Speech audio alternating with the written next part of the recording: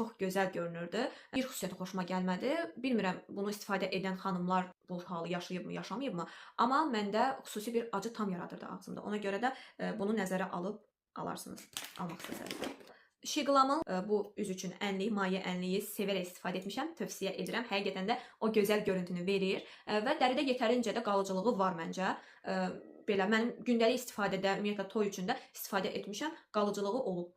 Texnikadan asılı olaraq daha az və ya daha çox qala bilər dəridə. Üzündə heç bir ad soyadı qalmayıb, amma Misha'nın bronzeridir, maye bronzer. Bunu da sevərək istifadə etmişəm. İstifadəsi çox rahatdır. Dəridə çox gözəl şəkildə yayılır, qalıcıdır. Yəni toy üçün makiyajda belə istifadə edə bilərsiniz. Bu nəmləndiricinin göz altı nəmləndirməsindən başqa heç bir xüsusiyyətini görməmişəm. Şotka kimi deyil. Belə plastik bir başlığı var. Çox gözəl şəkildə kirpikləri ayırır, uzadır, lifting effekti verir. Ovularaq tökülmür göz altlarına. Faberlikin bu durun düzdür, 2XL qədər uzadır, həcm verir, belə gözəl bir görüntü verir kirpiklərə. Amma çox təəssüf olsun ki, ovxalanaraq tökülür. Yəni bu xüsusiyyətini sevmədim. Faberlikin bu 95% təbii tərkibli diş pastası dişləri zərifliklə təmizləyir. Kalsium tərkiblidir deyə dişlərinizi daha da gücləndirəcək və eyni zamanda bunun tərkibində flor yoxdur. Bilirsiniz ki, flor da elə bir elementdir ki, sinir sisteminə təsir edir. Buna görə də çalışın diş macunlarını seçərkən tərkibində flor olmasın. Neskaya Kosmetikanın yüngül teksturalı xiyar tərkibli üz kremidir. Yağlı dərlərə tövsiyə edirəm. Belə çox bahalı krem istəmirsinizsə, çox ucuz bir kremdir. Amma effekti yaxşıdır. Apteklərdən əldə edə bilərsiniz. Hətta mən bir neçə marketdə də görmüşdüm, böyük supermarketlərdə. Orada belə satışı var. 3-4 manat civarında qiyməti var. Elə də baha deyil. Çox bəyənərək istifadə etmişəm. Düzdür, bahalı kremlər də istifadə edirəm. Bundan da istifadə edirəm. Yəni bəyəndiyimi deyirəm, bəyənmədiyimi demirəm.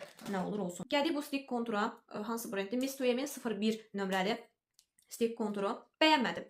Bəyənməmişəm deyə də istifadə etməmişəm. Bilmirəm, yağlı dəriyə sahib olduğumdanmı, yoxsa elə bu məhsulun öz tərkibinə görəmi çox da rahat yayılmadı. Görüntüsü də heç də xoş deyildi. Belə topaq-topaq qalırdı. Nə fırça ilə, nə sponjla yaya bilmədim. Ona görə istifadə etməmişəm. Tövsiyə də etmirəm. Pastelin bu maye göz kölgəsi 221 nömrəli bu göz kölgəsini mütləq alıb sınayın. Məncə ən açığı bu idi, ən açıq rəngi.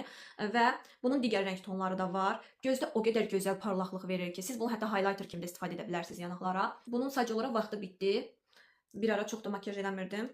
Ona görə vaxtı bitir. Belə bir göz kölgəsi var məndə.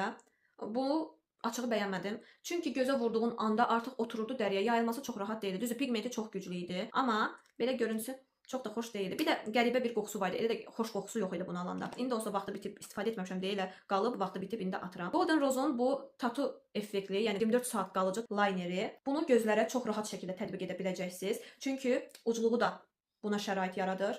Gördüyünüz kimi ucluğu da çox itidir və rahatlıqla liner çəkə bilməyənlər belə bununla liner çəkə biləcəklər. L'Oreal'dan belə bir konsiler gördüyünüz kimi içində qalıb. Çünki bunu da bəyənməmişəm deyə